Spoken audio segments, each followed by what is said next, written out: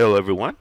My name is Kelsey Lemon, Product Marketing Engineer for the VCF Division here at Broadcom, and I want to welcome you to part 2 of our 3-part series where we're going to align VMware Cloud Foundation's capacity management capabilities with some practical capacity optimization use case scenarios.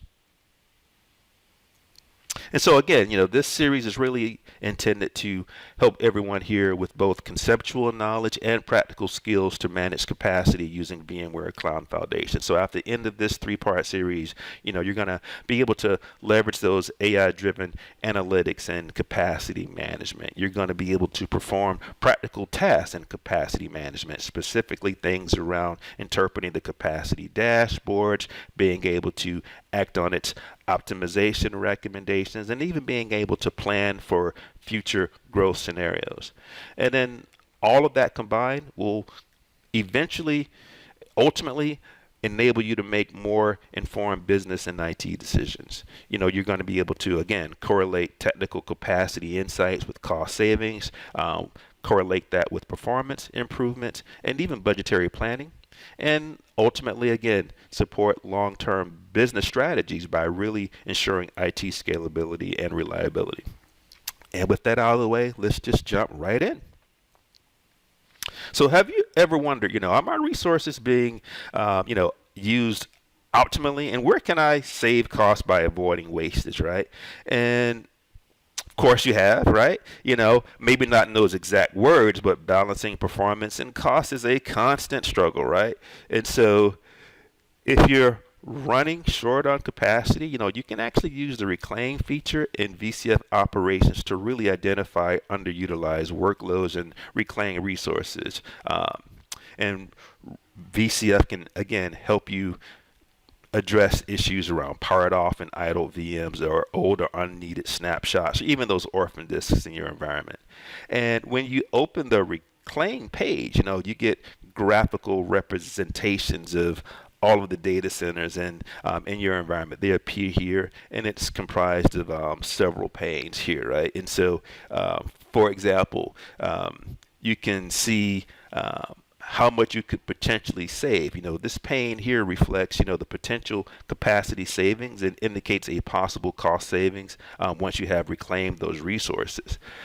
You also have the total reclaimable capacity pane, which gives details of the reclaimable percentages for CPU, memory, and disk space. And you're also able to adjust reclamation settings, right? You're able to show cost savings, which controls whether the cost savings appear in the capacity panes. You're able to see VM idleness criteria. You're able to define what it means to be an idle VM based off of usage. You're able to define how long a VM must be idle before it's actually idle. You can also define how long in terms of days that VCF should consider a snapshot old. And then last but not least, this whole notion around orphan disk, right? You're able to define, these VMDKs on the data stores that are not connected to any registered VMs, right? And they have not been modified, for a specific period of time, and so they're therefore orphaned. So you're able to define that as well. And then with that being said, you're also able to take immediate action or schedule reclamation tasks at a later date. The table at the bottom of the Reclaim page shows, again, all this information that we just talked about, right? In terms of VMs that are powered off, they're idle, they're snapshots, all the orphan disks, there's cost implications associated with that as well. And so you get that insight in terms of some of the budget implications here. And so again, like I said, you can either reclaim the resource immediately or you can schedule it at a later date. And so rightsizing, right? Rightsizing in VCF operations refers to the process, again, of just adjusting, resource allocations of your VMs to match their actual workload requirements, right? So it's different than reclamation. So you may be asking, well, what's the difference between the two, right? Well, again, reclamation frees unused physical capacity, again, by deleting idle VMs, clearing those old snapshots, removing those orphan disks, whereas right sizing is really around adjusting a VM's allocated CPU or memory to match actual needs. And so scaling up if under provision or scaling down if over provision. So right sizing focuses on performance, reclamation focuses on capacity. And so with that said, the right size page in VCF operations is comprised again of several panes, including the oversized VMs, which actually displays the number of VMs that are associated with VCF, right? And so the determination is actually based on policies that you've defined, and so you get a chart that actually details suggested actions or reductions in the total number of CPUs and gigabytes of memory, and even shows a total percentage of resources in terms of the reductions that are present. And so right sizing oversized VMs can free up resources for other VMs to use them, right? And then you've got the undersized VM sort of widget here, which indicates the number of VMs, again, to be considered undersized, right? You get a chart listing all the suggested increases in CPU and memory, and fixing these problems, as you can imagine, will greatly increase the performance of those workloads. And what's really, really great about this is that you also get the rationale behind these right sizing recommendations. And again, they're based on policies that you've set. So as you take these actions, know that they've been vetted out based off of the policies that you've defined. And so to act on VCF's optimization recommendations, just go to capacity and choose optimize. And here we've got a data center that indicates that we can save roughly $600 if we reclaim 19 VMs and 109 orphan disks. We also get a breakdown of how much reclaimable capacity is spread out across CPU, memory, and disk space.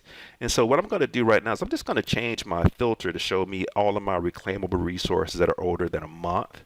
And now I can see the updated costs and reclaimable space for orphan disk snapshots and even my VMs and even my powered off VMs as well.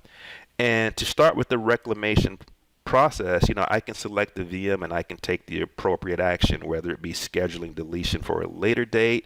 I can delete that VM on the spot, or I can even exclude VMs for capacity considerations. And I can even, like I said earlier, I can even define how VCF constitutes what qualifies as a powered off VM, an idle VM, or a snapshot, or even an orphan disk. And you can do that underneath the reclamation settings here. And all of these are pretty much defined in terms of number of days, as well as you can see here. Now let's look at right sizing, right? So VCF is going to give me a breakdown of my oversized and undersized VMs, complete with their respective reduction as well as increased recommendations, right? And so as you can see here, VCF is telling me that I've got 317 oversized VMs and 10 undersized VMs. And so let's just check out our undersized VMs. And as you can see here, VCF is giving me a breakdown of each VM, complete with recommendations on how much to increase CPU and memory. And I get a similar breakdown for my oversized VMs. And if I want more information on why VCF is recommending these reductions, I can just click on a VM and see its right sizing rationale, which again is based on policies that I've set. And like reclamation, I can schedule right sizing for a later date. I can resize on the spot, or I could even exclude these VMs for right sizing considerations. And so with this concludes part 2 of our capacity management series. Be sure to check out part 3, where we're going to focus on how to use VCF for capacity planning.